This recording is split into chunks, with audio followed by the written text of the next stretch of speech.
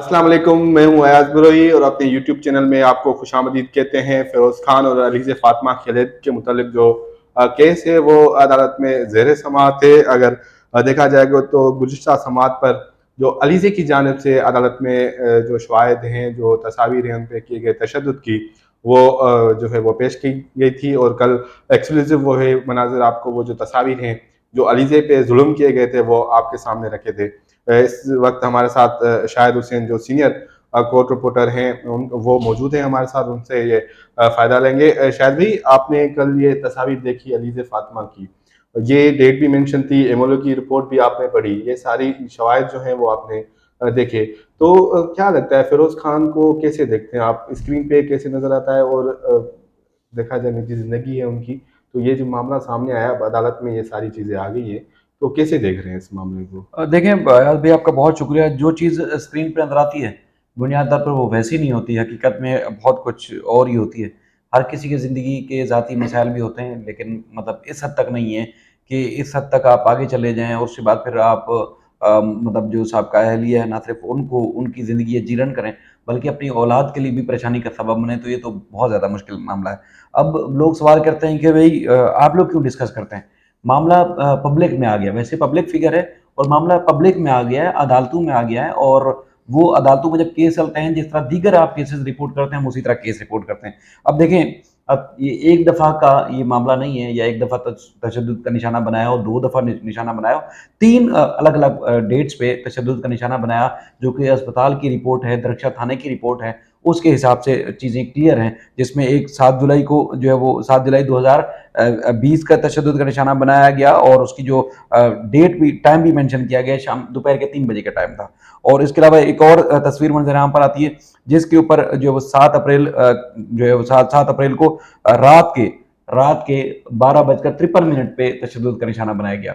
अच्छा, ये हैरानकुन चीज़ है कि एक और तस्वीर मंजर आम पर आती है तशद्दुद की, जिसमें बाजू में और जिस्म के मुख्तलिफ जो हिस्से हैं उसके ऊपर जो निशानात हैं, वो है 10 मई 2021 की रात 8 बजकर 53 मिनट की तस्वीर है। इस तरह थाने में भी बाकायदा तौर पर जाके सैयदा अलीज़े फातिमा ने जाके दरख्वास्त दी, और उसके बाद फिर उनकी इजाज़त के बाद एमएलओ किया गया। जिन्ना अस्पताल की स्लिप और वो दीगर चीज़ें भी मौजूद हैं, जिसमें ख़ासतौर पर एक दफ़ा जब वो स्लिप जारी की गई एमएलओ के लिए, वो है 16 नवंबर 2020 की। उसमें ना सिर्फ तशद्दुद क्लियरली मेंशन किया गया है, बल्कि दीगर जो नुकसान जिस्म के हिस्सों के ऊपर पहुंचाया गया है, वो भी डॉक्टरों ने लिखा है, जारी किया है, और अपनी ज़ाती ओपिनियन भी दी गई कि बदतरीन तशद्दुद का निशाना बनाया गया। यानी कि अब जिस्म के ऊपर ज़ाहिर निशानात क्यों बनते हैं? जब आप बहुत ज़्यादा एक शदीद तरीन तशद्दुद करें, तभी निशानात बनते हैं, जिसमें आँख के ऊपर था, जिस्म के दीगर हिस्सों पे भी निशानात जो है वो वाज़ेह तौर पर नज़र आ रहे थे। अब मामला ये है कि पहले तो ये सवाल उठेगा कि पुलिस ने कार्रवाई क्यों नहीं की? हुँ। पुलिस की ने कार्रवाई इसलिए नहीं की, देखिए, एक तो वो बड़े एक्टर हैं। पुलिस के आपको पता है कि वो जिस तरह उनके मामलात होते हैं, वो मामलात अपने होते हैं, ले-दे कर करके भी मामलात को बाद दफ़ा रफ़ा-दफ़ा कर देती है। एक पार्टी आपको पता है कि अब वो एक खातून है, लेकिन वो वैसे वो कैटेगरी नहीं है जो फ़िरोज़ खान की कैटेगरी है। यानी कि फ़िरोज़ खान जो है वो एक अपर कैटेगरी के हैं, वो लोअर कैटेगरी की हैं।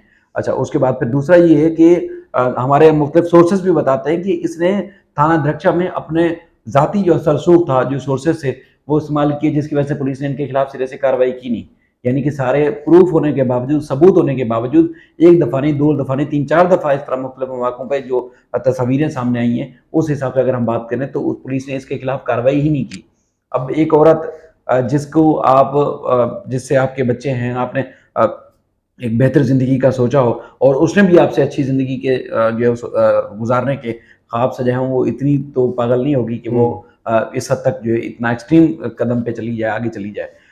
ज़ाहिर है उसने जब ये फ़ैसला किया, और सोच समझ के किया होगा कि अलग इख्तियार की जाए। अच्छा, ये शायद भी आप जो बात कर रहे हैं कि असल उसको जो है पुलिस पे इस्तेमाल किया गया, अलीज़े फातिमा के वकील बैरिस्टर कायम शाह ने जो गुज़श्ता समाअत पे जिस दिन ये सबूत जो है वो रखे थे अदालत के सामने, उस दिन ये भी इंकशाफ किया था कि जिस दिन अलीज़े फातिमा गई थी पुलिस में रिपोर्ट करवाने, तो उस दिन फ़िरोज़ खान और उनके जो घरवाले हैं उनकी जानिब से उनको फ़ोन पे मुसलसल धमकियाँ भी दी जा रही थी।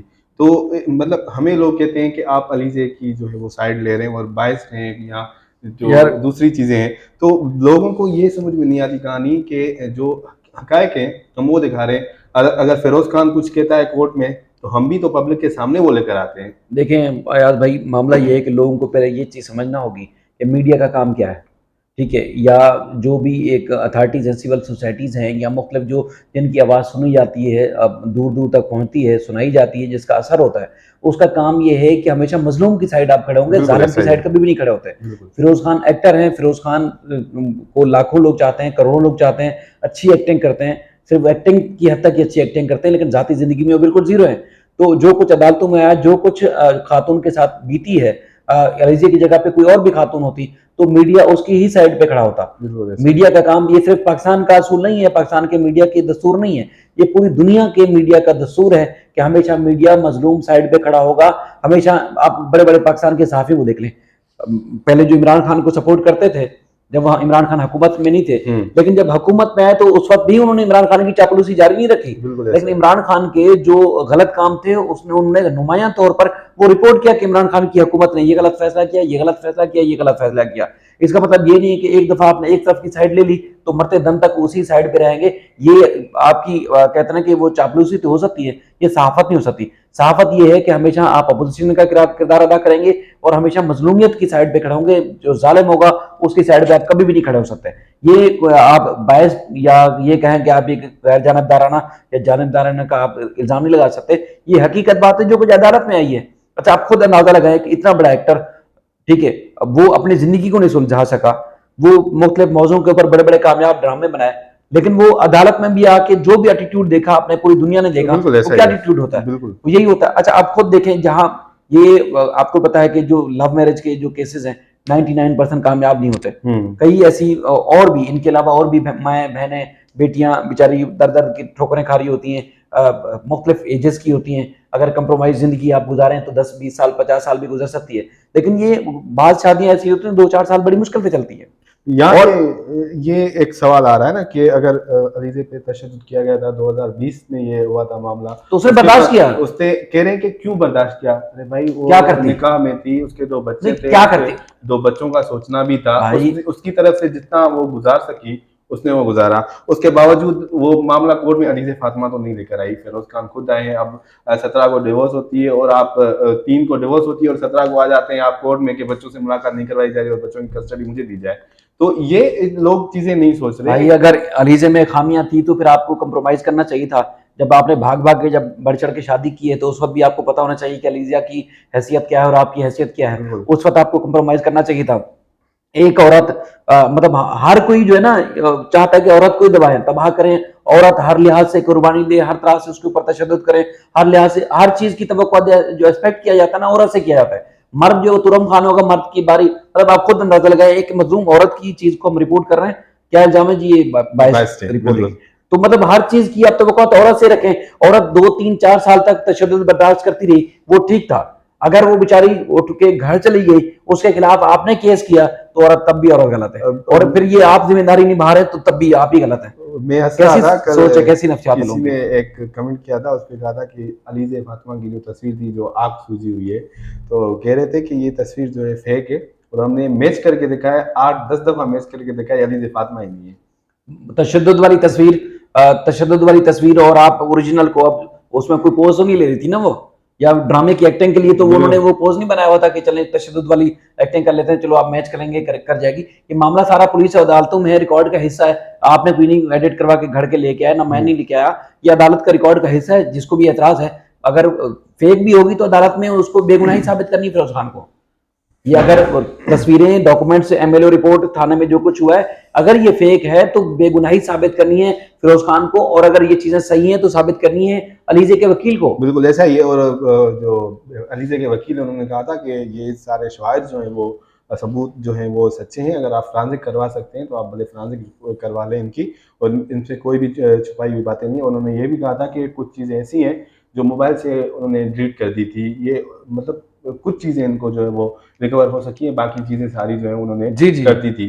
तो ये एक चीज़ दूसरी भी है शायद भाई, यहाँ पे अगर देखा जाए, कहा जाता है कि फिरोज खान एक फेमस एक्टर है और अपनी पब्लिसिटी के लिए अलीज़े फातिमा ये कर रही है।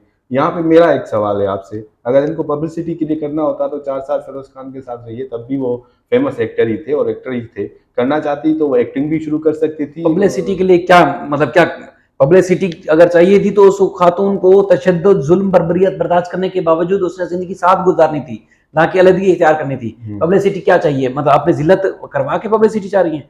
मतलब अगर किसी को वो वही वाली ये वो लोग बात करते होंगे जिनके दिल में ना कोई तकलीफ है, ना दर्द है, ना किसी के अंदर इंसानियत है।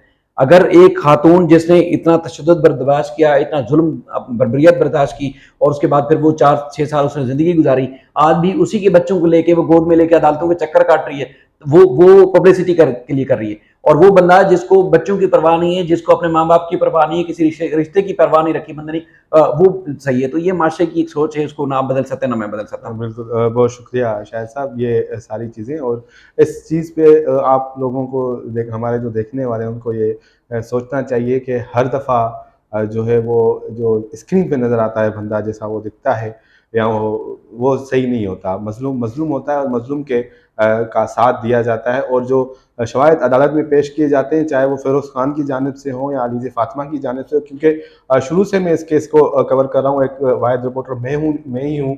जो कोर्ट रूम में अंदर जो हेयरिंग होती है, जो बातें होती हैं, वो सारी रिपोर्ट करता हूँ। तो इसमें अगर आपको मैं बायस्ड लगता हूँ तो आप लोगों की मर्ज़ी है, इसमें कुछ नहीं कहेंगे, लेकिन मज़लूम का साथ देना बहुत ज़रूरी होता है। इस वीडियो के साथ हमें इजाज़त दीजिए। शायद भी आपका भी बहुत शुक्रिया। फिर मिलेंगे किसी और खबर के साथ, तब तक के लिए अल्लाह हाफ़िज़।